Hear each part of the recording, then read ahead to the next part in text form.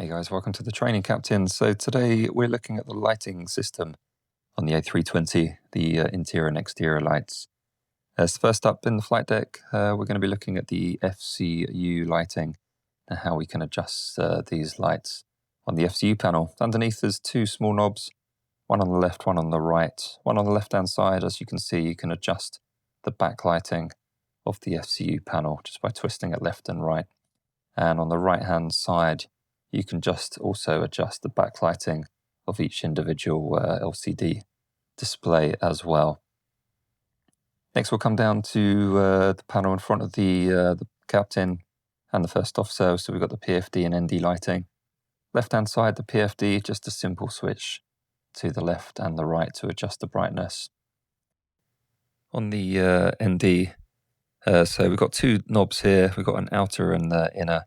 The outer knob adjusts the brightness of the weather radar image and EGPWS terrain display, and the inner knob just adjusts the general brightness of the ND symbols. Obviously, that depends on the time of day. Sometimes flying at night, you want everything a little bit dimmer just to make it easier to see and to be able to adjust your eyes as well. So next, we'll come over to the ISIS or the standby compass. Obviously, the dial on the left here, you can update the QNH or start and stop the stopwatch. Just to the left of the ISIS there, we've got a plus and a minus button, so that's how we adjust the brightness here. So if we click on the minus, as you can see, the brightness will go down, and you click on the plus button, and then the brightness starts to go up again. So that's how we adjust the lighting on the ISIS there. Next, if we come down to the center console, and you can see we've got a floodlight and an integrated lighting knob. Flood lighting just adjusts the general brightness for the center console. And then just to the right of that, we've got the integrated lighting.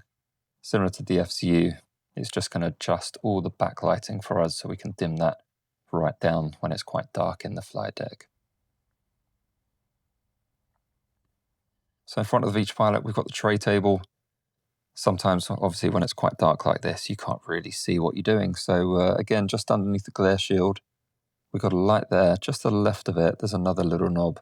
So we twist that round just to have a little bit more brightness so we can see what we're doing on the tray table.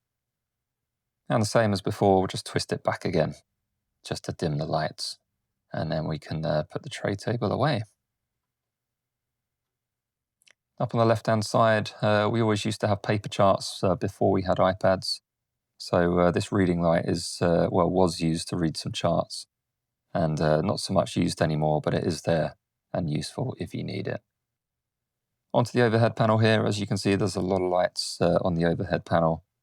So first of all, we've got the dome light. This is just good just to see a little bit more in the flight deck.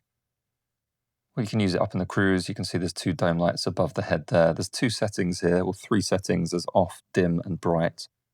So this is it on dim, and then we can switch it over to bright. This is normally how we'd have it once we're on a turnaround and it's dark outside. Once again, just see a little bit more inside the flight deck here. Back to the overhead panel. Also, at the start of the day, you'd want to just make sure that you can see all of the lights, make sure that all the bulbs are working for each one. So there's a way we can do that by testing all the lights are working on the overhead panel. So if we flip this switch up, this just now allows us to see all of the bulbs are working. Especially, obviously, you're going to want to make sure on these important ones here that everything is working as it should. And we can see all these other lights just to make sure they're working too. So we can pop that back once we're happy, back to dim or bright. So again, at the bottom of the overhead panel, we've got the exterior lighting panel here. We've got these 4 switches. So these operate the anti-collision lights, the wing lights, the navigation lights, takeoff and taxi lights, landing lights, the runway turn-off lights, and the anti-collision lights as well. So these are all operated from these 4 switches here. There's not many of them. Some of them have a few different positions to look at. But generally, this is how we operate all the lights to the outside of the aircraft. So the strobe light here, it's got 3 positions: off, auto, and on. Auto would use when there's no weight on the landing gear. If it's in that position, the strobe lights will come on. We normally select them to the on position, as you can see here. So there's 23 external lights on the Airbus, and obviously that's to improve visibility and safety so everyone else can see us. So strobe lights here, you see the one on the tail, this is just underneath the exhaust outlet for the APU. That's obviously quite visible there. And on each wing, there's 2 strobe lights, so this gives the distinctive double flash of the Airbus. So you can see inside the 2 strobe lights here, and they actually go off around 200 milliseconds between flashes, which gives the effect of a double flash. So you can just about make out inside here the 2 lights. So if we go back to the overhead panel and we turn the strobe lights to off, we'll take another look outside, and you'll be able to see there we go, there's the 2 lights. There is a small little blue LED inside there as well, which will illuminate when the LEDs are coming towards the end of their service life.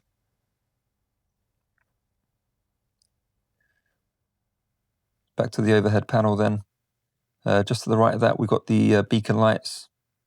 So these generally be turned on just before we're about to start the engine, just so the ground personnel know that the engines are about to be started. And that'll be turned off just after the engines are switched off when we come back on stand again. So there's 2 beacon lights on the A320, one underneath the belly, which you can see here. It is very bright. Obviously, this is at night time, but even during the day, it's very, very visible for aircraft and ground personnel to see. And then this is the one on the top of the fuselage again. Both exactly the same and the same brightness as well. To the right of that, we've got the nav and the logo lights. We've got position 1 and position 2, which are just for fail-safe, so we can leave it in either position, and then the off switch. So if we take a look outside the aircraft again. So this is the logo light. So there's 2 lights that are flush and integrated into the horizontal stabilizer, as you can see here. And they're slightly angled towards the tail of the aircraft. So this just allows people on the ground just to see the livery and be able to see the tail as well. So it's duplicated on the other side, on the left-hand side here as well. So once and again, exactly the same, just shining on the tail there to be able to see the livery. Nav lights, under the same switch, we've got a white light to the rear of the aircraft, and then the port light, which is the red one on the left-hand wing, which will come on there. And then on the right-hand wing, the starboard light is always green.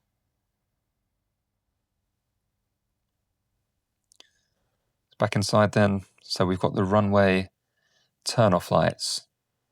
So these lights are located on the nose gear at the front of the aircraft. In between that, we've got the landing lights. Again, 3 positions. We've got on, off, and retract, and the nose lights to the right of them. So if we take a look outside, we'll just turn it to daytime now, just so we can see a little bit better the landing lights. So we've got 2 landing lights on the A320, one just underneath the inner wing, just next to the fuselage. And this is how it sets when it's retracted. It's just flush with the underneath of the wing. So we go inside and we turn the position to off. This will extend the lights, but the bulbs will remain off. There we go. So this comes down at a 90-degree angle to the wing. You wouldn't usually use in the off position. It does produce a tiny little bit of extra drag, which can sometimes be helpful to help your descent rate. And obviously this is the lights on, extremely bright lights on the A320 landing lighting system. As you can see, even during the day, it does light up a lot, and it is quite noticeable on the ground. And obviously, you can see aircraft on approach. If you're at an airport watching them come down the final approach, they're extremely bright. So we've got, like I said, we've got 2. This is the one on the right-hand side of the aircraft.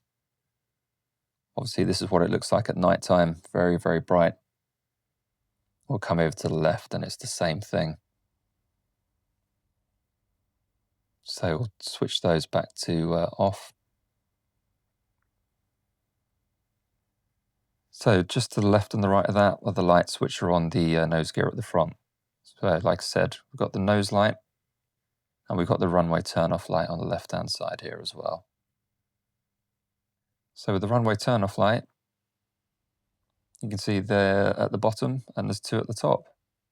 So this is the taxi light on the left, takeoff light on the right-hand side, and then we've got two lights underneath.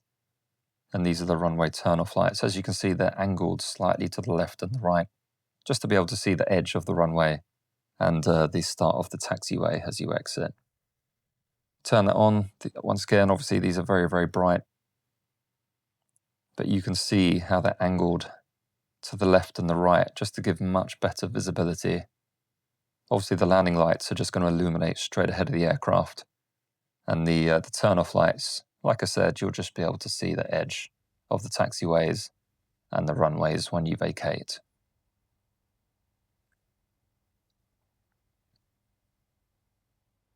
There we go. So we can turn that off.